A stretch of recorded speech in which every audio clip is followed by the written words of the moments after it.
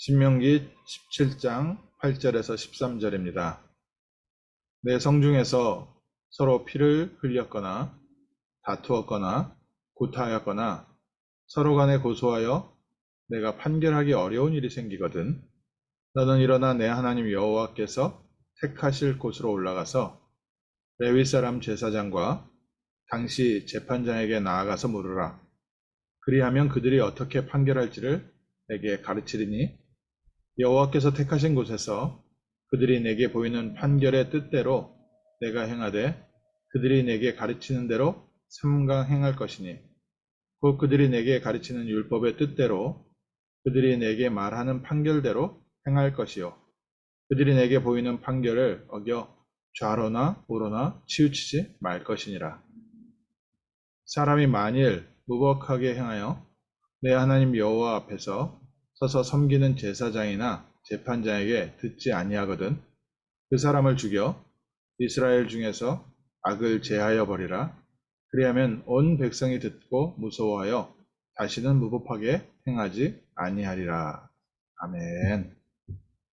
저희에게 여러 가지 좀 어려운 판단을 해야 될 때가 있고요. 또 결정을 해야 될 때가 있고 갈등이 올 때가 있습니다. 어떻게 해야 됩니까? 오늘 말씀 오늘날로 얘기하면 목사님한테 찾아가서 목사님한테 묻고 목사님이 시키는 대로 해라.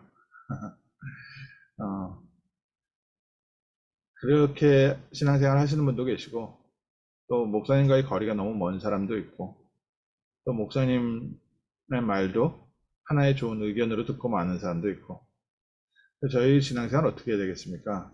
또 목사님도요. 어떤 목사님들은 보면 좀 판결을 굽게 하시는 분도 계시고 판단이 좀 흐릿하기도 하시고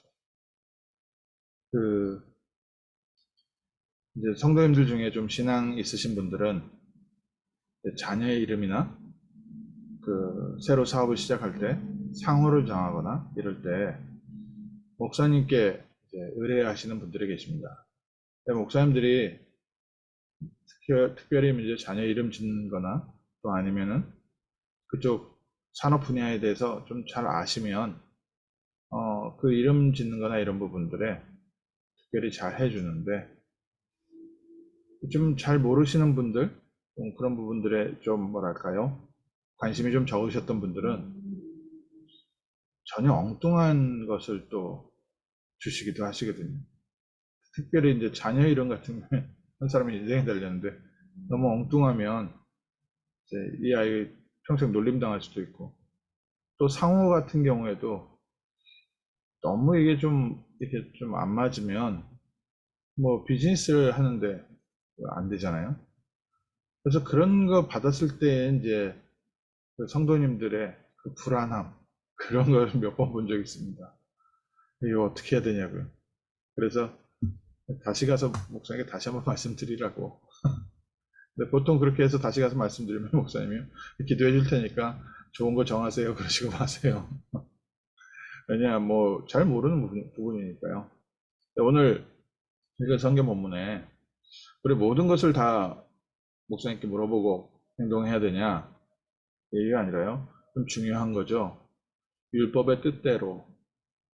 우리의 모든 판단은요, 율법의 뜻대로 판단하고 판결할 것입니다.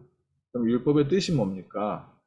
율법의 뜻은요, 우리는 죄악 가운데 있기 때문에 죄 가운데 죽지 않도록 하나님께서 우리에게 그리스도를 보내신 겁니다. 율법은 죽이기 위한 율법이 아니라요, 우리를 살리기 위한 율법입니다. 하나님의 말씀에 율법은 죄를 정죄하는 기능은 있는데 그 정죄하는 기능이 우리를 죄인으로 지옥 가게 하려고 정죄하는 기능이 아니라 우리를 죄 가운데서 빠져나오고 죄를 깨닫고 하나님께 돌아오게 하는데 율법의 뜻이 있습니다. 교통신호, 뭐 저희가 날마다 부딪히는 교통신호도 빨간불, 파란불, 빨간불로 못 가게 하는데 뜻이 있지 않지 않습니까? 또 신호 위반하는 차를 잡으려고 벌금 매기려고 신호등이 있는 게 아닙니다. 차들을 안전하게 갈 수 있도록 빨간불, 파란불 주고 또 차들이 가능하면 많은 차들이 막히지 않고 잘 갈 수 있도록 신호 체계를 만들어 놓습니다. 그게 신호등의 뜻입니다. 많은 사람들이 교통을 잘 이용할 수 있도록. 오늘 우리의 모든 것은요, 율법의 뜻대로 판단해야 할 것이다. 오늘 우리에게 적용하면 뭡니까? 오늘 우리에게 많은 갈등도 있을 수 있고, 또 여러 사람들 사이에서 지내다 보면 서로의 이익이 상충될 때가 있습니다. 교회 안에서도 마찬가지입니다. 교회 안에서도 내 생각과 상대방의 생각이 부딪힐 때가 있습니다. 또 나의 선의와 상대방의 선의가 서로 부딪힐 때도 있습니다. 심지어는 좋은 뜻으로 하는데도 그게 서로 부딪혀요. 또 나와 가까운 사람들의 편을 들어주다 보면 또 부딪힙니다. 어떻게 해야 되겠습니까? 그래서 오늘 우리에게 어떤 분쟁이 생겼을 때 율법의 뜻대로 판단해라. 한마디로 얘기하면요, 우리는 복음에 유익한 대로 판단하고 사는 겁니다. 무엇이 더 복음에 유익한가? 복음에 유익하다는 뜻은 하나님께서 창세기 3장 15절에 그리스도를 보내셔서 우리를 모든 죄와 저주 가운데서 건져내기 원하십니다. 그래서 하나님은 지금도 불신자들이 주님 앞에 돌아오기 원합니다. 지금도 잃어버린 어린 양을 찾아가고 계십니다. 그래서 구원받은 하나님 자녀를 통해서 죄와 저주와 사단과 지옥 권세에서 운명에 눌려있는 우리를 해방하시고, 또 운명에 잡혀있는, 아직도 사단 아래서 노예생활, 포로생활, 속국되어 있는 잃어버린 영혼들을 구원하기 원하십니다. 무엇이 복음에 유익한가? 교회 안에서도 갈등이 많은데 정말 이 갈등하고서 내가 싸우는 게 복음에 유익한가? 어린아이 한 명이 실족을 하면 차라리 연자맷돌을 메고 물에 빠지는 게 낫다. 차라리 죽는 게 낫다. 이 말이죠. 우리의 갈등이 우리 귀한 렘넌트를 시험 들게 하는가? 아니면 렘넌트를 살리는가? 교회 안에 들어온 연약한 성도가 우리의 갈등을 보고 시험이 드는가? 아니면 살아나는가?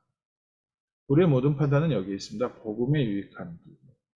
우리 직장생활, 또 전공 선택, 모든 부분에 가장 먼저 생각할 부분입니다.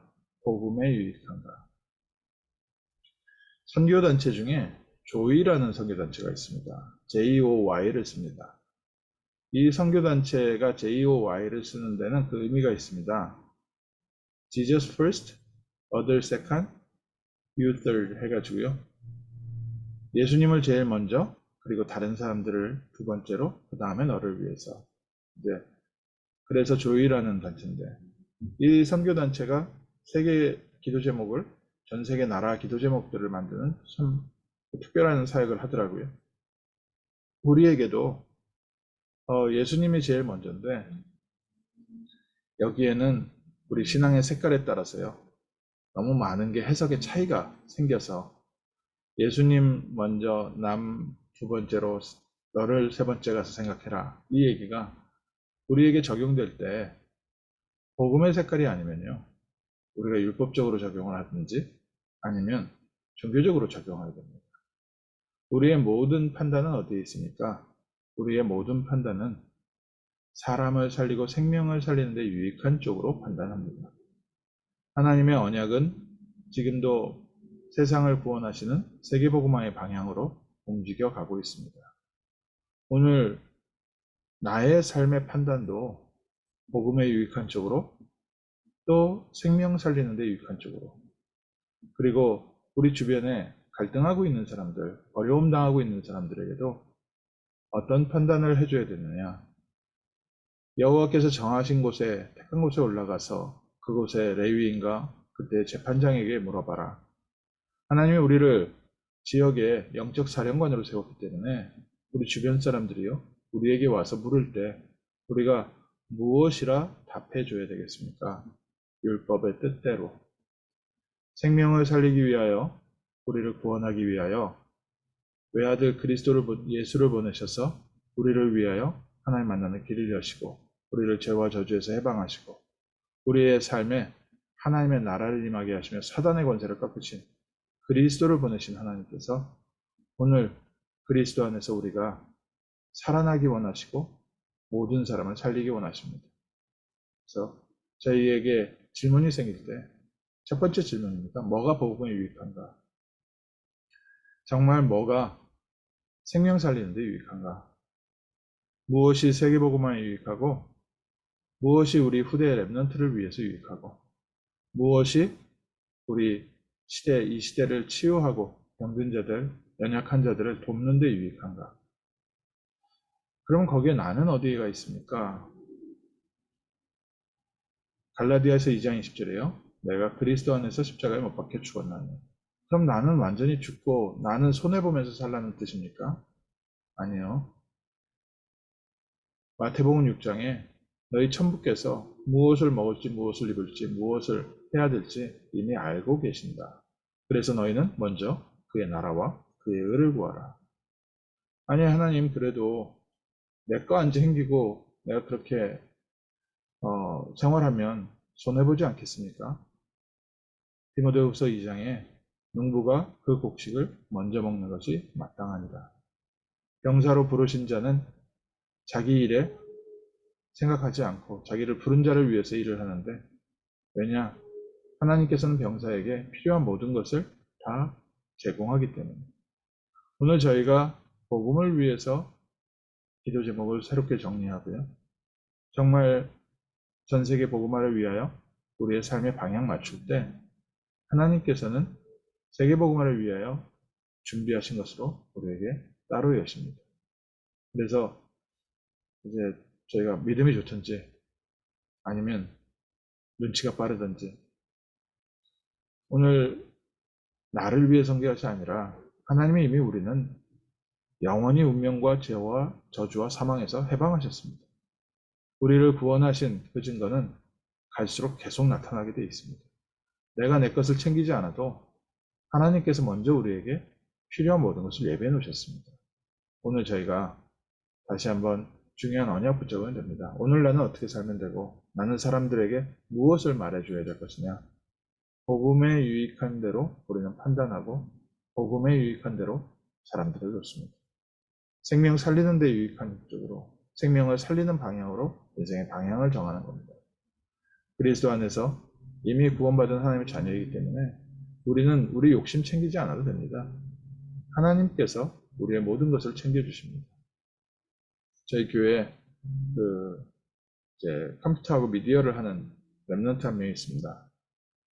이 랩런트가 이제 점심시간 딱 시작할 때쯤에 일부 예배 마치고 나면은 녹화 메시지 내용을 정리하고 하느라고 밥을 빨리빨리 못 챙겨 먹어요. 주변에 계시는 집사님들이 챙겨주시는 거죠. 귀한 일을 하는데 밥 제대로 못 먹을까봐 집사님들이 옆에서 챙겨주시는데 하물며 복음을 위해서 선택한 우리를 위하여 하나님께서 무엇을 안 챙기시겠습니까? 우리가 오늘 믿음 회복하면 됩니다. 하나님께서 우리를 통하여 시대 살리기를 계획하셨기 때문에 오늘 중요한 하나님의 언약 붙잡고 기도하면서 응답받는 복된 날, 오직 그리스도의 증거를 누리는 승리의 날 될 줄 믿습니다. 기도하겠습니다. 하나님께서 우리를 구원하시되 하나님의 자녀로 세상의 모든 것을 누릴 승리자로 불러주심을 감사합니다. 이제는 복음을 위하여 생명을 위하여 하나님께서 우리에게 맡기신 이 세상을 다스리고 잘 관리하기 위하여 하나님과 뜻이 통하는 복된 날 되게 하시고 모든 사람들을 죄와 저주와 운명에서 해방시키는 복된 하루 되게 하옵소서. 주 예수 그리스도 이름으로 기도합니다. 아멘.